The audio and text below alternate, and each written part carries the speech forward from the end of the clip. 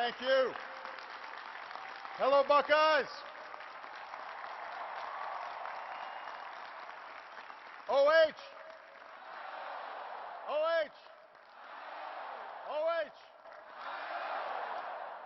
Well, thank you so much. Everybody, please be seated. Thank you, Dr. Gee, for the wonderful introduction. I suspect the good president may have edited out some other words that were used to describe me. I appreciate that. But I'm going to let Michelle know of all the good comments. To the Board of Trustees, Congresswoman Beatty, Mayor Coleman, and all of you who make up the Ohio State University for allowing me to join you. It is an incredible honor. And most of all, congratulations, class of 2013.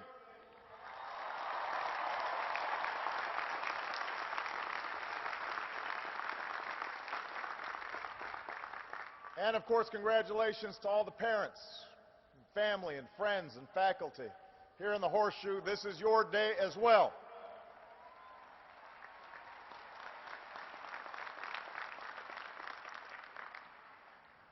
I've been told to ask everybody, though, please be careful with the turf. Coach Meyer has big plans for this fall. I very much appreciate the President's introduction. I will not be singing today. Oh. It is true that I did speak at that certain university up north a few years ago. But to be fair, you did let President Ford speak here once, and he played football for Michigan. So everybody can get some redemption. In my defense, this is my 5th visit to campus in the past year or so.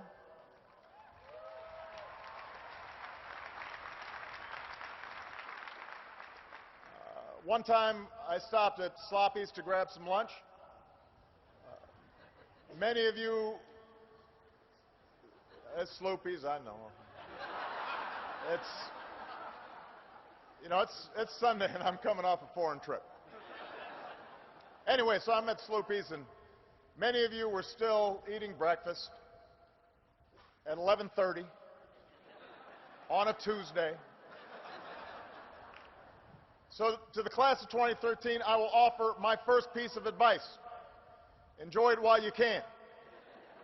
Soon you will not get to wake up and have breakfast at 11:30 on Tuesday. And once you have children, it gets even earlier. But, class of 2013, your path to this moment has wound you through years of breathtaking change. You were born as freedom forced its way through a wall in Berlin, tore down an iron curtain across Europe. You were educated in an era of instant information that put the world's accumulated knowledge at your fingertips. And you came of age as terror touched our shores, and a historic recession spread across the nation, and a new generation signed up to go to war. So you've been tested, and you've been tempered by events that your parents and I never imagined we'd see when we sat where you sit. And yet, despite all this, or perhaps because of it, yours has become a generation possessed with that most American of ideas, that people who love their country can change it for the better.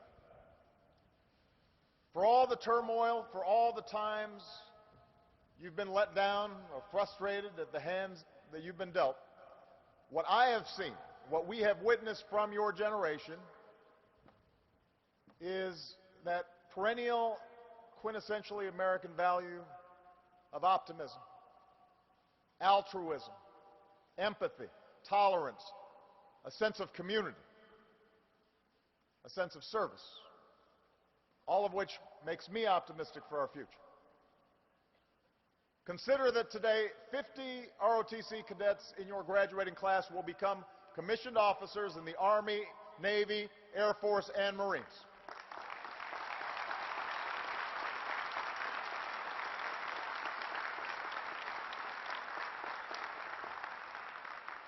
"130 of your fellow graduates have already served, some in combat, some on multiple deployments.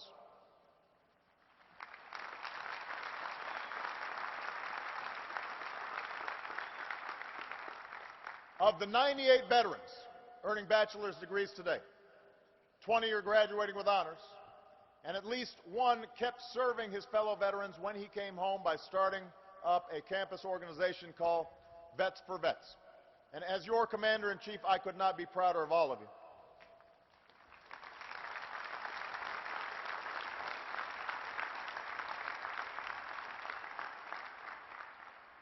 Consider that graduates of this university serve their country through the Peace Corps and educate our children through established programs like Teach for America, startups like Blue Engine, often earning little pay for making the biggest impact. Some of you have already launched startup companies of your own, and I suspect that those of you who pursue more education or climb the corporate ladder or enter the arts or science or journalism, you will still choose a cause that you care about in your life, and you will fight like heck to realize your vision. And there's a word for this. It's citizenship. Now, we don't always talk about this idea much these days. Citizenship, let alone celebrate it. Sometimes we see it as a virtue from another time, a distant past, one that's slipping away from a society that celebrates individual ambition above all else, a society awash in instant technology that empowers us to leverage our skills and talents like never before, but just as easily allows us to retreat from the world. And the result is that we sometimes forget the larger bonds we share as one American family. But it's still out there, all the time, every day, especially when we need it most. Just look at the past year. When a hurricane struck our mightiest city and a factory exploded in a small town in Texas, we saw citizenship. When bombs went off in Boston and when a malevolent spree of gunfire visited a movie theater, a temple, an Ohio high school, a first-grade classroom in Connecticut, we saw citizenship.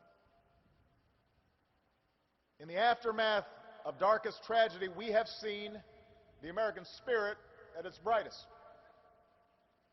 And we've seen the petty divisions of color and class and creed replaced by a united urge to help each other.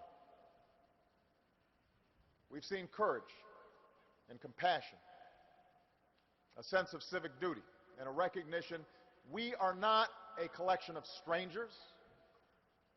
We are bound to one another by a set of ideals and laws and commitments and a deep devotion to this country that we love. And that's what citizenship is. It's at the heart of our founding, that as Americans we are blessed with God-given talents and inalienable rights, but with those rights come responsibilities to ourselves and to one another and to future generations.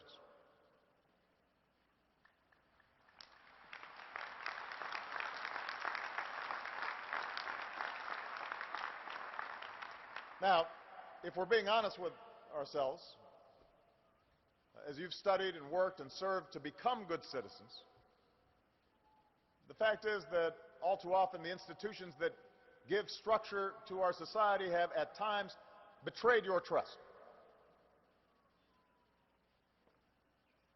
In the run-up to the financial crisis, too many on Wall Street forgot that their obligations don't end with what's happening with their shares.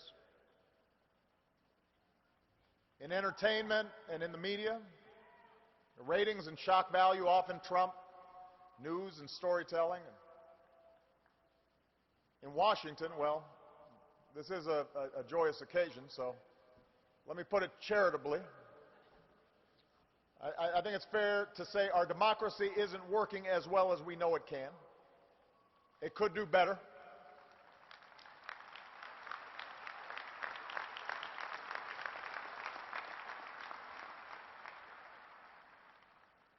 And so those of us fortunate enough to serve in these institutions owe it to you to do better every single day.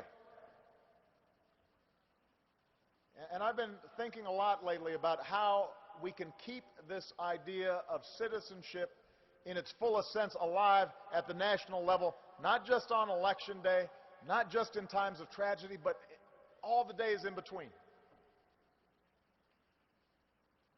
And perhaps because I spend a lot of time in Washington,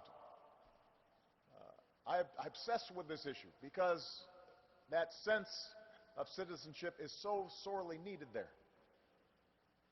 And I think of what your generation's traits, compassion and energy and a sense of selflessness, might mean for a democracy that must adapt more quickly to keep up with the speed of technological and demographic and wrenching economic change. I think about how we might perpetuate this notion of citizenship in a way that another politician from my home state of Illinois, Adlai Stevenson, once described patriotism. Not as short, frenzied outbursts of emotion, but the tranquil and steady dedication of a lifetime. That's what patriotism is. That's what citizenship is.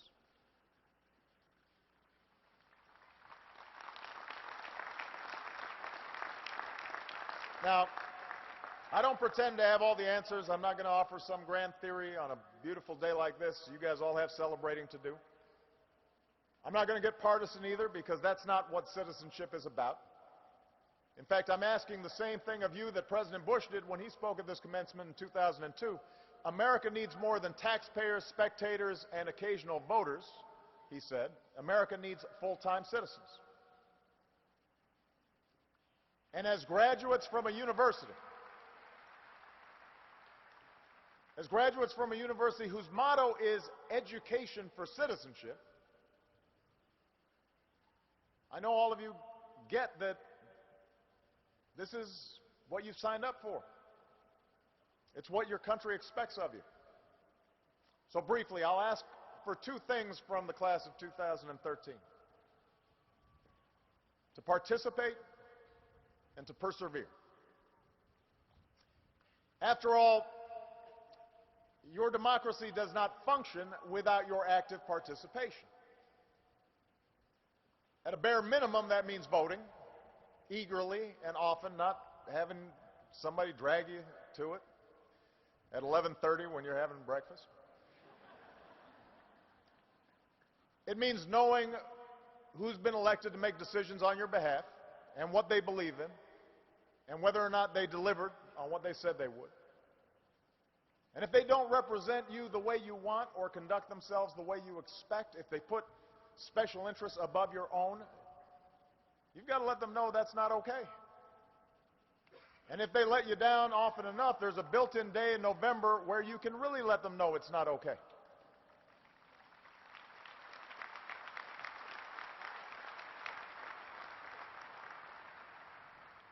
But participation, your civic duty, is more than just voting. You don't have to run for office yourself, but I hope many of you do, at all levels, because our democracy needs you. And I promise you, it will give you a tough skin. I know a little bit about this. President Wilson once said, if you want to make enemies, try to change something. And that's precisely what the founders left us, the power, each of us, to adapt to changing times. They left us the keys to a system of self-government,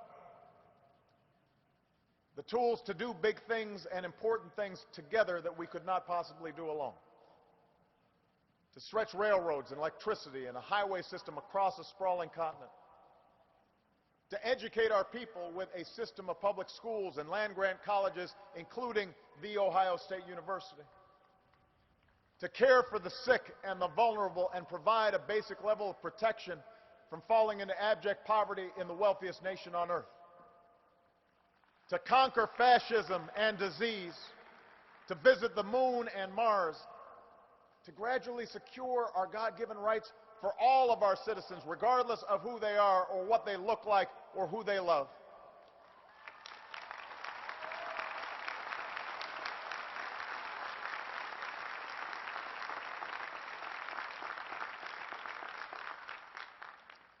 We, the people, chose to do these things together because we know this country cannot accomplish great things if we pursue nothing greater than our own individual ambition. Unfortunately, you've grown up hearing voices that incessantly warn of government as nothing more than some separate, sinister entity that's at the root of all our problems. Some of these same voices also do their best to gum up the works. They'll warn that tyranny is always lurking just around the corner. You should reject these voices, because what they suggest is that our brave and creative and unique experiment in self-rule is somehow just a sham with which we can't be trusted. We have never been a people who place all of our faith in government to solve our problems. We shouldn't want to. But we don't think the government is the source of all our problems either, because we understand that this democracy is ours. And as citizens, we understand that it's not about what America can do for us, it's about what can be done by us together through the hard and frustrating but absolutely necessary work of self-government. And class of 2013, you have to be involved in that process.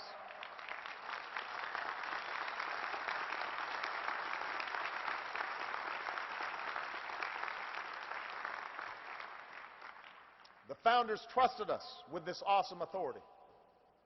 We should trust ourselves with it too. Because when we don't, when we turn away and get discouraged and cynical and abdicate that authority, we grant our silent consent to someone who will gladly claim it. And that's how we end up with lobbyists who set the agenda and policies detached from what middle-class families face every day. The well-connected who publicly demand that Washington stay out of their business and then whisper in government's ear for special treatment that you don't get. That's how a small minority of lawmakers get cover to defeat something the vast majority of their constituents want. That's how our political system gets consumed by small things, when we are a people called to do great things, like rebuild a middle class and reverse the rise of inequality and repair the deteriorating climate that threatens everything we plan to leave for our kids and our grandkids. Class of 2013, only you can ultimately break that cycle. Only you can make sure the democracy you inherit is as good as we know it can be. But it requires your dedicated and informed and engaged citizenship. And that citizenship is a harder, higher road to take, but it leads to a better place. It's how we built this country, together. It's the question that President Kennedy posed to the nation at his inauguration. It's the dream that Dr. King evoked.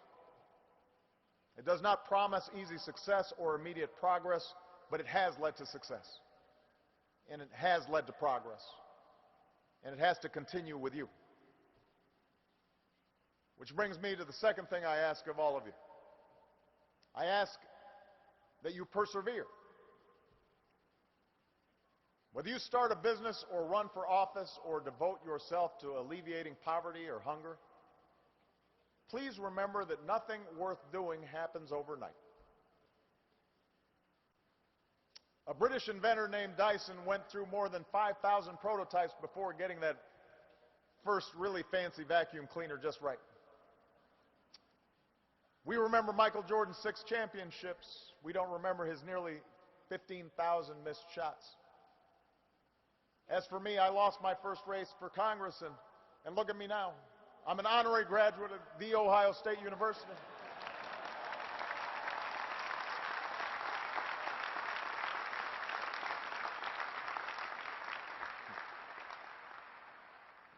The point is, if you are living your life to the fullest, you will fail.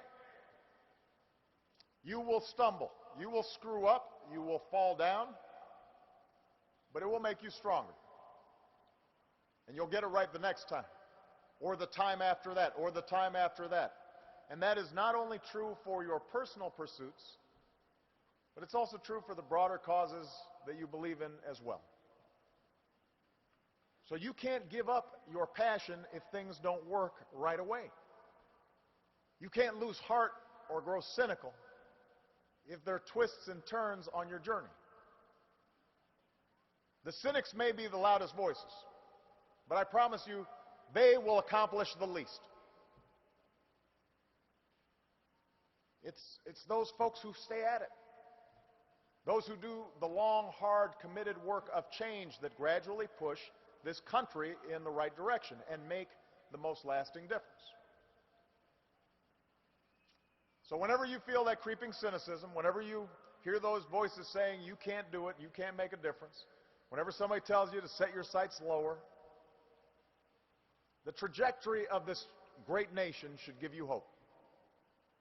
What generations have done before you should give you hope.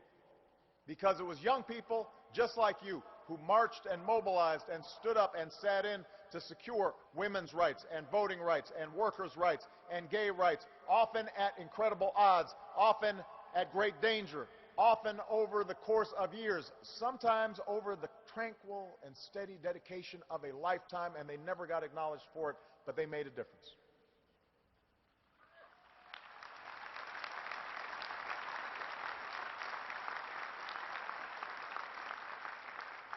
And even if their rights were already secured, there were those who fought to secure those same rights and opportunities for others.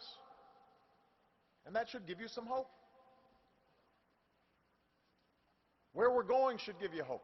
Because while things are still hard for a lot of people, you have every reason to believe that your future is bright.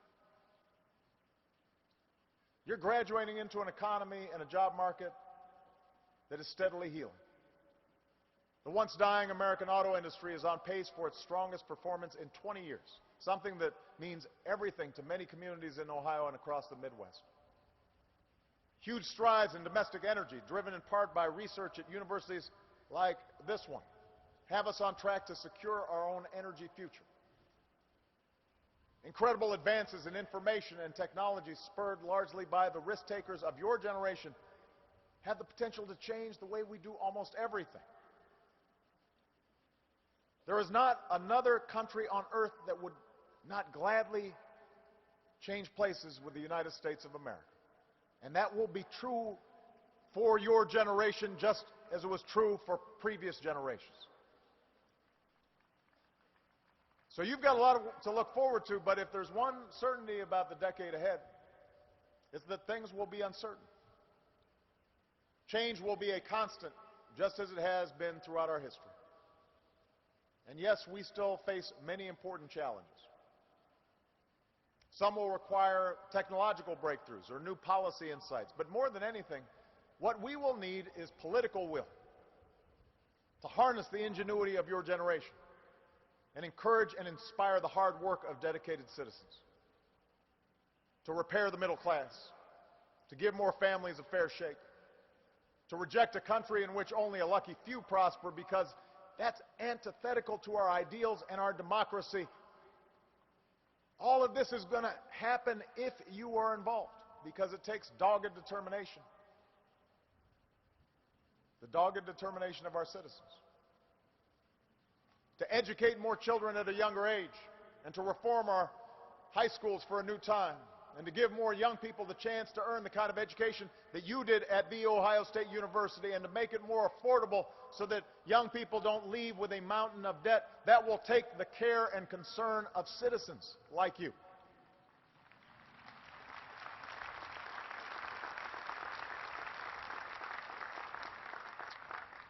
To build better roads and airports and faster internet, and to advance the kinds of basic research and technology that's always kept America ahead of everybody else. That will take the grit and fortitude of citizens.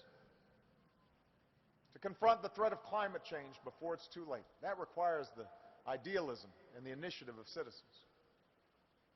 To protect more of our kids from the horrors of gun violence. That requires the unwavering passion, the untiring resolve of citizens. It will require you 50 years ago, President Kennedy told the class of 1963 that our problems are man-made. Therefore, they can be solved by man. And man can be as big as he wants. We're blessed to live in the greatest nation on earth. But we can always be greater. We can always aspire to something more. It doesn't depend on who you elect to office. It depends on you as citizens, how big you want us to be, how badly you want to see these changes for the better. And look at all that America's already accomplished. Look how big we've been. I dare you, class of 2013, to do better. I dare you to dream bigger. And from what I've seen of your generation, I'm confident that you will. And so I wish you courage and compassion and all the strength that you will need for that tranquil and steady dedication of a lifetime. Thank you. God bless you. And God bless these United States of America.